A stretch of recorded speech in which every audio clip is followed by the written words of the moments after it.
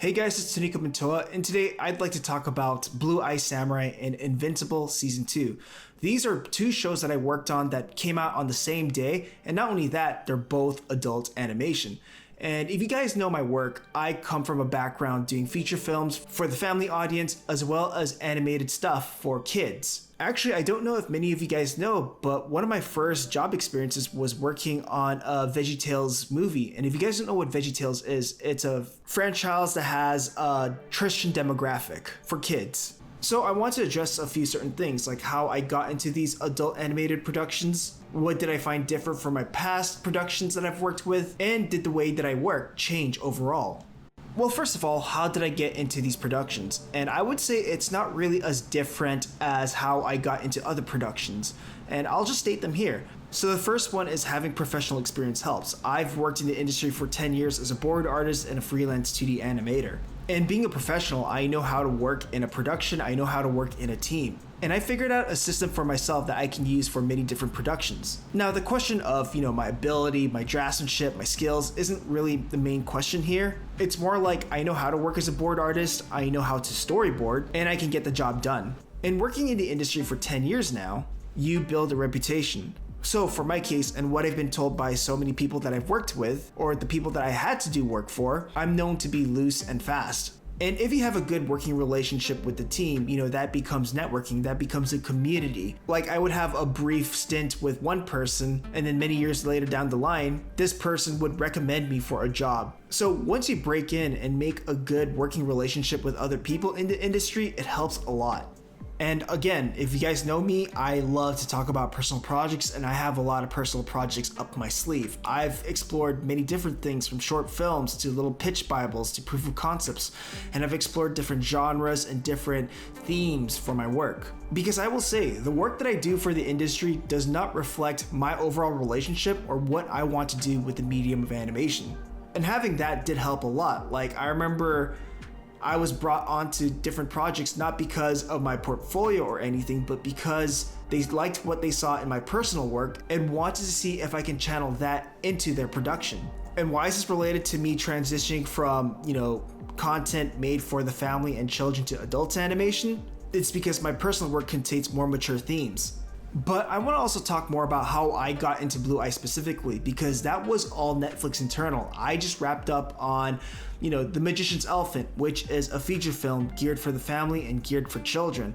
And by the time I rolled off, you usually send out a portfolio to artist management and human resources to see if there's another production that they can find a place for you internally within the studio. And I've expressed I'm interested in trying out for a mature production like Blue Eye Samurai. And what happens is that I'll collect my work, I'll put it together in a portfolio, I'll send it to Netflix so they can send it to that production to see if that production was interested in using me.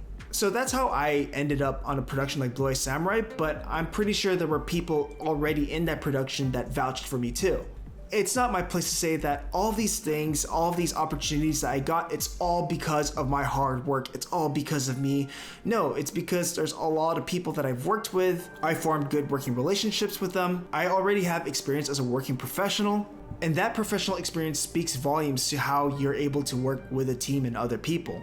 Now, how did I get into a production like Invincible? I just wrapped up on Blue Eye Samurai, and one of my friends who also worked on Blue Eye Samurai, Ian Abando, became a director on Invincible Season 2, and he asked me if I was interested in trying out for it. And over time, finding out that the people who were working on Invincible Season 2, I've worked with them before, I have really good working experience with some of these people, with a lot of these people, it made me want to join even more because I know the type of people that were in that production promoted a good working environment.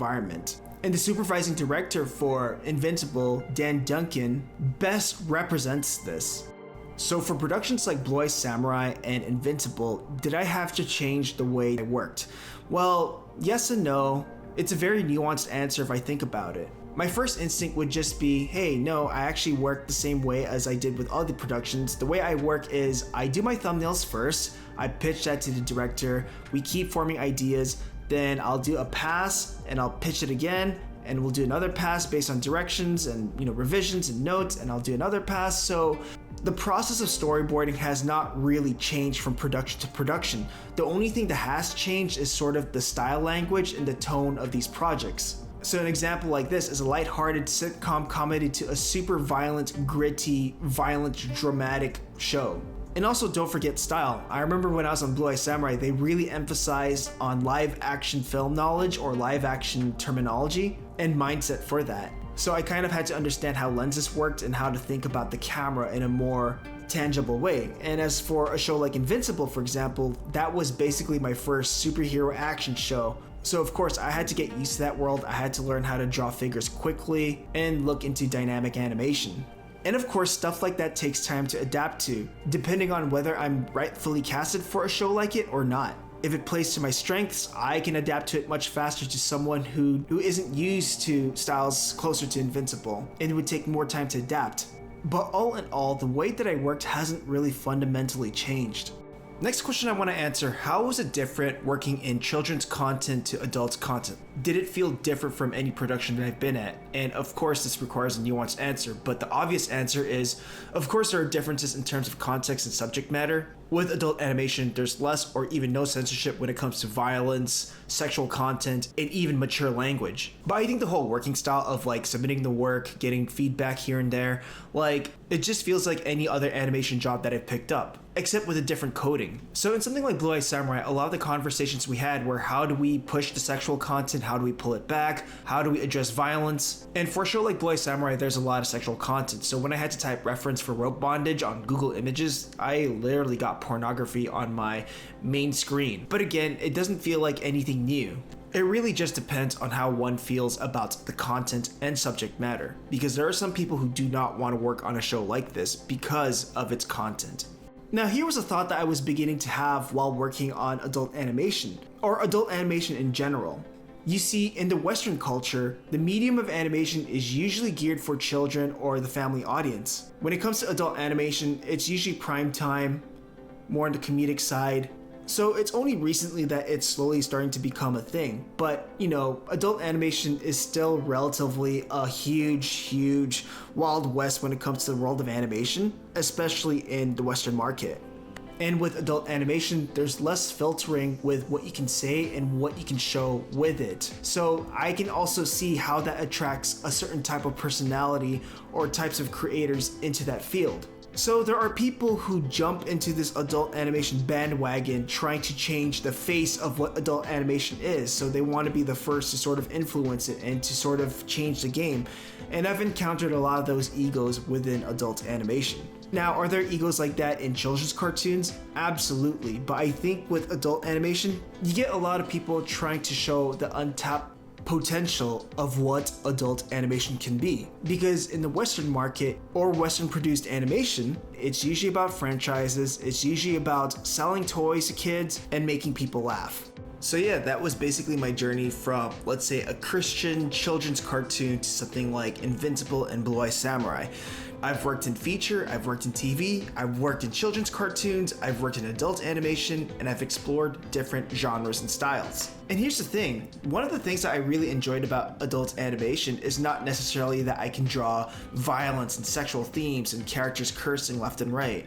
Although I have a lot of fun doing that, it's not really the driving force of what I like about adult animation. And the thing I like about adult animation, or the potentials about adult animation, is to explore gray themes. Things aren't necessarily black and white, thematic wise. Things that don't come off as preachy, or characters aren't always good, or characters aren't always bad. Everything has a lot of flaws and there's a lot of nuances to it. Whereas animation that's geared towards children or the family, you kind of get a sense that they have a moral message behind them. So that's the thing that I really liked about working on something like Invincible and working on Blue Eye Samurai. It explores subject matters that are worth exploring but are uncomfortable to talk about. And I think that's where adult animation can really shine compared to adult animation that's just trying to be edgy, with a lot of violence, a lot of sex, and characters cursing left and right. So I do hope I get to explore the world of adult animation more. I'm definitely going to explore it more in my personal work. There's a difference between adult animation and not safe for work animation. And I'll talk about that in the future. Anyways, that's all, bye. Interested in learning hand-drawn animation or learning how to finish an animated shot from beginning to end? Have a look at the store where you'll find the complete Introduction to 2D Animation video course, tutorials, and other resources. Learn classical animation approaches, drawing, lectures, techniques, and other process videos. Visit the store through the link in the description below.